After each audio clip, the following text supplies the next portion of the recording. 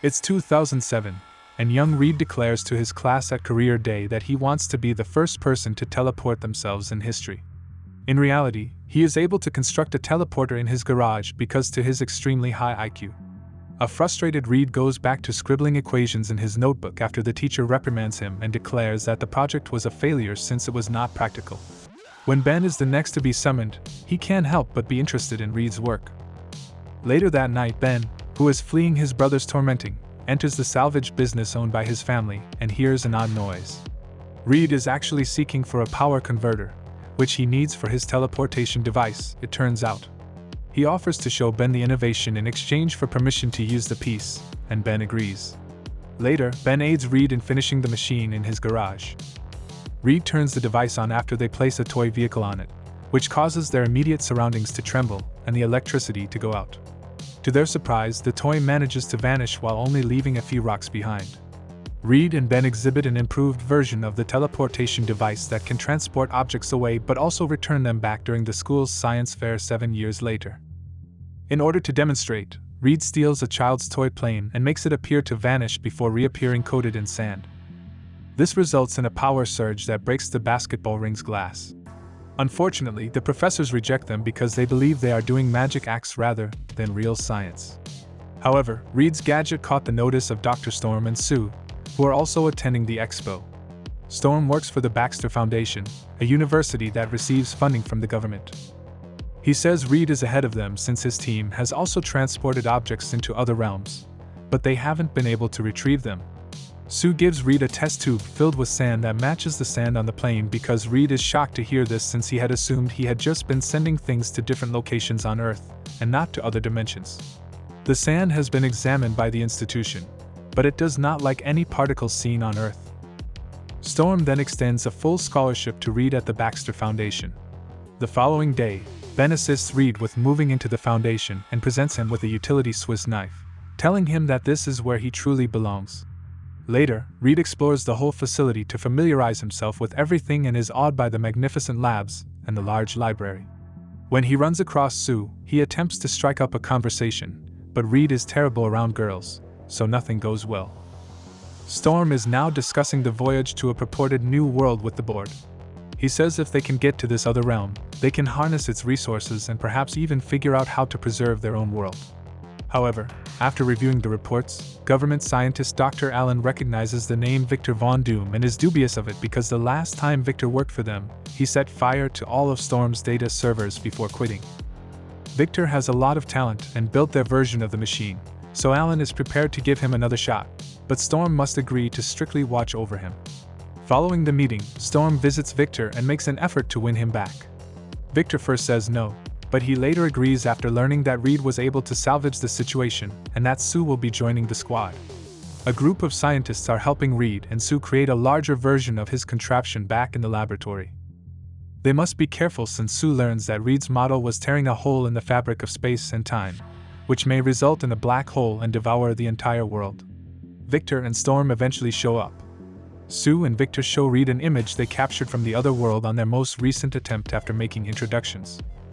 Victor doesn't believe that Earth deserves to be rescued, and Sue playfully refers to him as Dr. Doom for being a pessimist, despite Storm's explanation that this new planet may be utilized to save their own. Johnny, Storm's troubled son, is taking part in an unauthorized auto race in the meanwhile. Since speed is his greatest friend, he is really performing quite well, but just as he is ready to win, his car's engine blows apart, causing him to collide with an electric pole. Later, once Johnny returns to racing, Storm picks him up from the hospital. Storm informs his son that he won't get his vehicle back unless he works for him, and they dispute about how Johnny is wasting his potential since Storm believes Johnny is meant for higher things. Without any other options, Johnny decides to join the Foundation staff. Weeks go by as everyone works hard for one another and develops a tight bond, while Victor starts to feel envious when he sees Reed and Sue becoming closer. The construction of the teleportation device is finally complete, and the crew names it the Quantum Gate, after many long and difficult days. Reed thanks Ben for everything he has done for him and sends him a photo of it. The board and Alan show up the next day to see a live demonstration. After a few anxious seconds, they receive a video feed showing what the other dimension, which they refer to as Planet Zero, looks like. They then send a monkey for the initial organic test. When the monkey eventually reappears healthy, the experiment is said to have been successful and secure. Alan congratulates the team, but he promptly declines when the teens request to go next. NASA men will be sent in place of the creators, who must remain on site to control the device.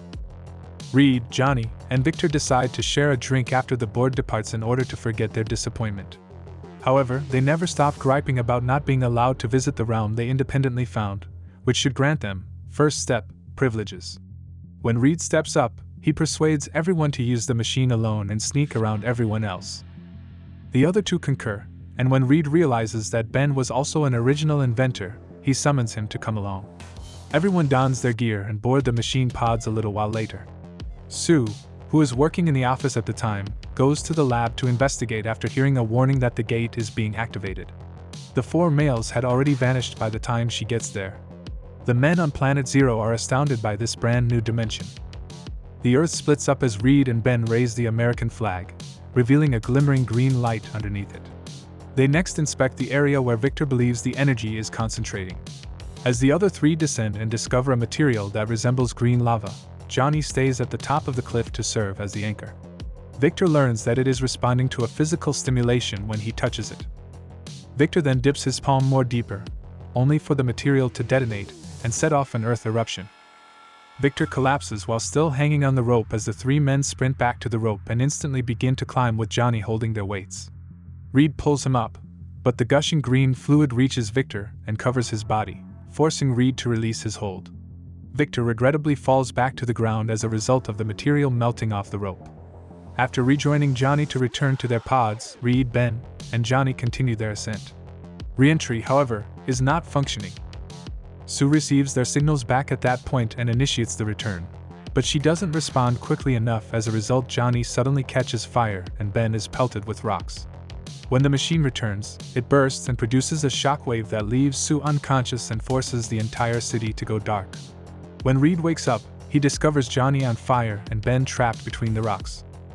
Reed starts to crawl even though his own legs are trapped behind a pillar since he believes this would let him escape.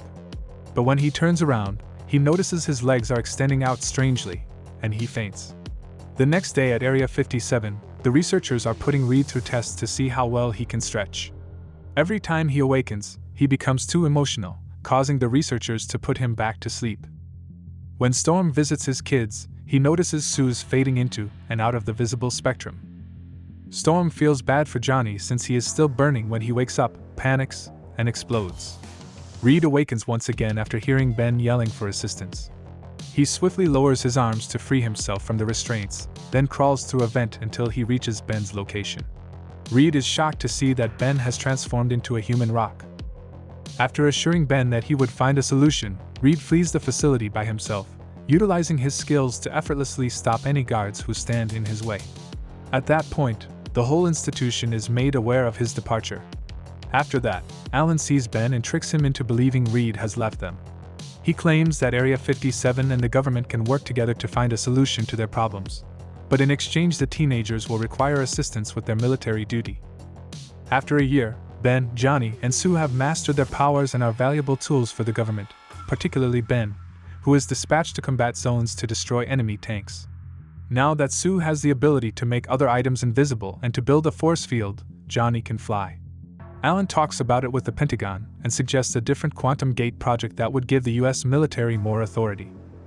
Johnny and Sue disagree over what they ought to do with their talents in Area 57. Sue doesn't want to be used as a tool and believes they should hold off until they are confident they can be cured as promised. Johnny wants to utilize his powers for something helpful, like going on missions like Ben.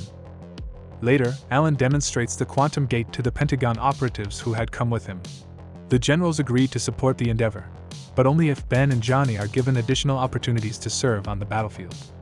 As soon as Storm learns of this, he calls to Sue and tells her that they need to find Reed right away since he is the only one who can make the gate function and obtain a cure.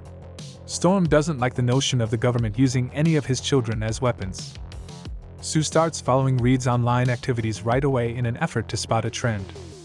She learns that he has been gathering scrap metal and keeping himself constantly informed about Ben. She must now wait patiently for his next move. In the meantime, Reed continues to purchase scrap metal while constantly altering his appearance to avoid being seen by surveillance cameras. He's been gathering components to construct a new gate, but Sue finds him the next time he goes onto his computer. Area 57 sends a squad to apprehend Reed using Sue's intelligence, but they unintentionally activate his security system.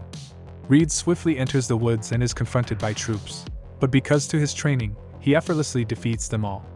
When the troops are unable to capture them, they free Ben to complete the mission. Ben is wounded and gives Reed a head, but as Reed attempts to explain that he still cares and has been hunting for a cure. Reed expresses regret for abandoning everyone and pledges to discover a cure on the way back. Ben is aware that Alan will not allow them to be fixed because they are valuable in this state.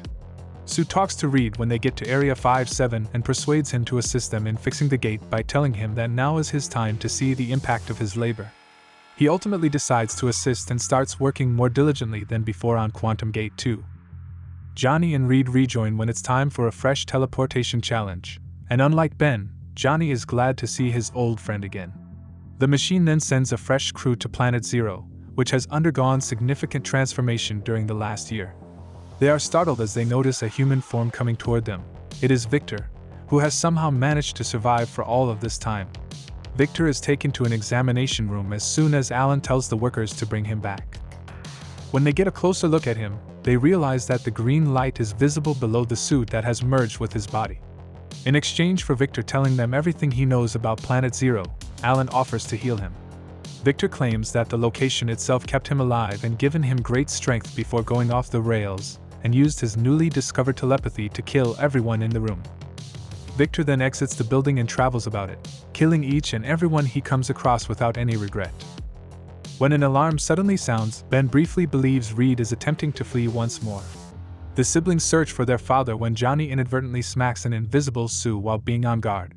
Victor is attempting to return to Planet Zero at that time, while Storm is attempting to stop him. The siblings must see Victor killing Storm brutally when they finally arrive. Reed and Ben then go up and try to reason with Victor, but Victor just telepathically pushes them away before getting inside the machine and going back to Planet Zero. In order to generate a vortex that would transport everything from Earth to the other realm, he begins overloading the quantum gate there. Sue puts up a force field around herself and her two pals so they can pursue Johnny as he flies to the Planet Zero portal in a fit of rage. Knowing how the vortex functions, Reed concludes that energy is being created from the stuff from Earth, and the only way to stop this is to stop Victor, who is the source of the energy. Ben and Johnny each launch a separate attack with all their strength, but Victor can easily defeat them with a single finger lift. In order to put out Johnny's fire, he covers him with smaller boulders and dirt. Ben is then immobilized by larger rocks that are fastened to him. Sue constructs a substantial force field in the background to stop earthly debris from entering the quantum gate. Victor notices this and sends sand and tiny rocks to find Sue's hiding place. Her force field is overwhelmed by the particles, and she falls as a result of the added weight.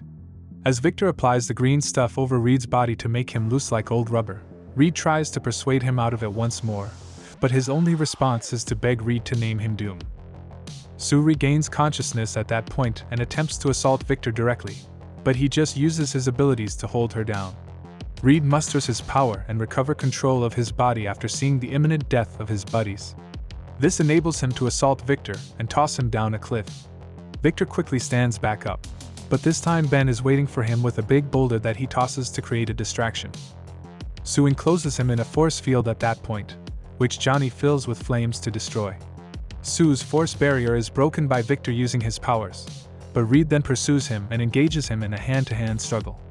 This proves to be yet another diversion as Ben then pushes Victor into the machine as Sue emerges from invisibility. Finally, Johnny destroys all the pillars, which causes Victor to become pure energy. The four pals sprint back to the machine to leave before the gate closes after winning the battle. Later, the Pentagon praises them for saving the world and encourages them to join their army, but the buddies politely decline and threaten to get violent if they aren't given some space. At least they are given a sizable lab to work in and acknowledge that they must come up with a team name. Reed declares that they will be known as the Fantastic Four, in response to Ben's remark.